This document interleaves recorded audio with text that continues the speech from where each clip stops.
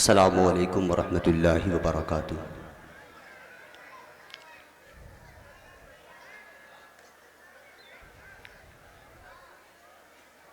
اشرفیہ library کے زیر اہتمام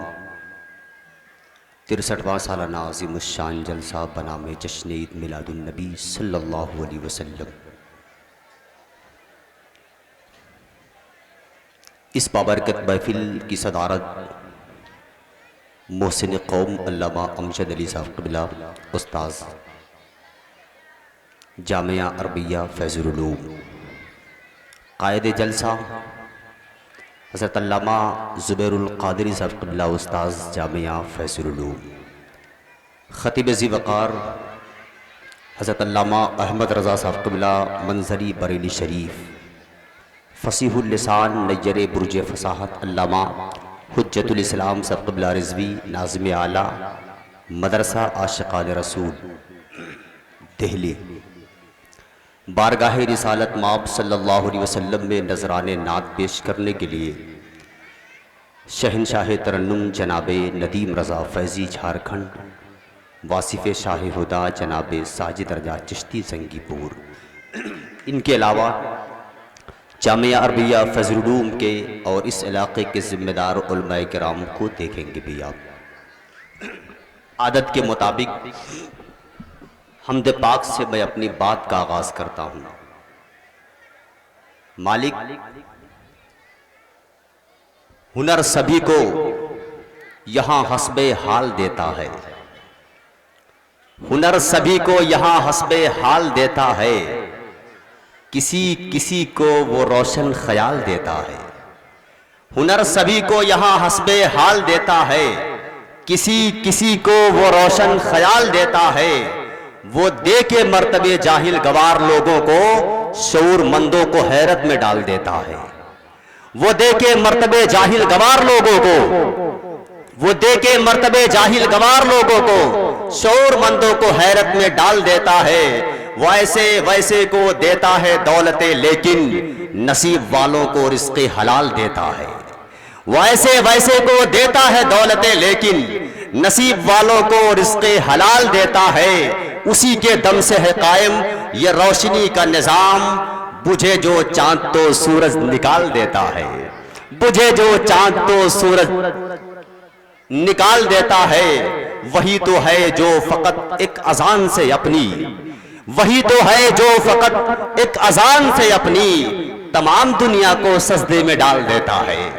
تمام دنیا کو سجدے میں ڈال دیتا ہے۔ اس بارگاہ میں یہ استغاثہ ہے کہ مالک کھلے سروں پہ میرے سائبان تو نے دیا، کھلے سروں پہ میرے سائبان تو نے دیا، تیرا کرم ہے کہ آسمان تو نے دیا، میری بساط کہاں تھی کہ گفتگو کرتا، تیرا کرم ہے میری بساط کہاں تھی کہ گفتگو کرتا، میری زبان کو زور بیان تو نے دیا، میری زبان کو زور بیان تو نے دیا، مالک زندگی دی ہے تو جینے کا ہنر بھی دینا،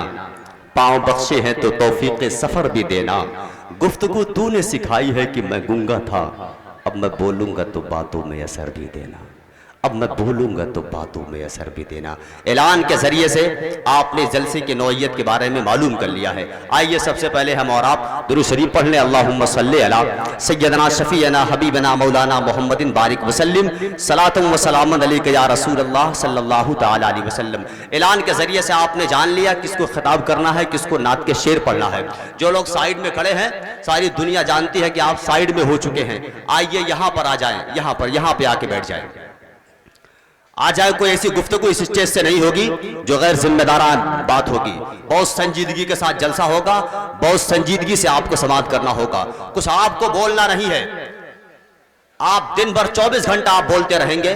گھر جائیے گا جو چاہیے گا بولیے گا، یہاں پر صرف وہی بولنا ہے جو بولنے کے لیے جس کام کے لیے آپ پیدا کیے گئے ہیں، سبحان اللہ اور ماشاء اللہ بولنا ہے۔ سائیڈ میں جو لوگ ہیں ان سے گزارش ہے کہ اور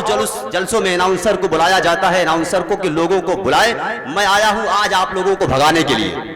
سب لوگ گھر چلے جائیں یا تو یہاں آ کے بیٹھ جائیں، آپ کے نہ ہونے سے جلسے کی صحت پہ کوئی اثر نہیں پڑے گا۔ اتنے لوگوں کو صلاۃ والسلام تک آسانی کے ساتھ لے کے جا سکتا ہوں، یقین نہ ہو تو شعر پڑھ رہا ہوں ابھی دیکھ لیجئے گا آپ۔ مریض عشق کو